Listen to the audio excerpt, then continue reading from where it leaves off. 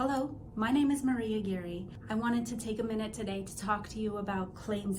It's interesting because not all claims that are a really big deal to your personal finances have to be large claims. I'll give you an example. I have an existing insured who had a very non-incident claim in March of this year, 2022. The claim didn't even require him to repair his own vehicle. The other party had very little damage to their vehicle. They were stopped at a light, it was a red light, and the vehicle in front of them started to pull into the intersection once the light turned green, and he followed. And then almost immediately they heard emergency lights behind them. When they heard those emergency lights, his first reaction was to look at the vehicle in front of him and see what they were doing, and they had proceeded through the intersection. Then he looked in his rear view mirror to see what was happening with the emergency vehicles behind him. During that time that he was looking in the rear view mirror, the vehicle in front of them decided to stop in the middle of the intersection and wait for the emergency response to pass. So it was just a few feet of rolling forward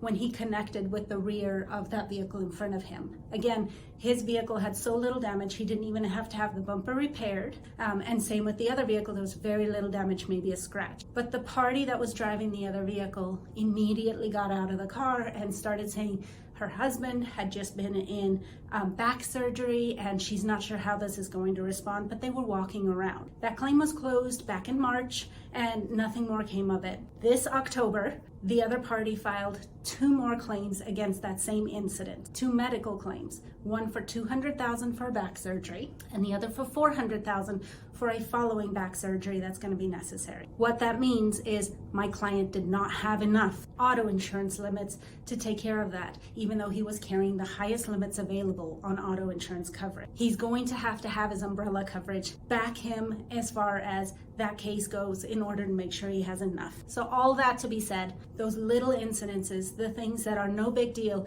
can be a huge financial impact to you if you don't have the right insurance coverages. So if you have something to protect, a home, an auto, a family, and a nest egg that you've built over your entire life, make sure you talk to your insurance agent about having all of the correct protections to take care of you and your family. I hope you guys have a good day, and we'll come to you with more stories as they come up.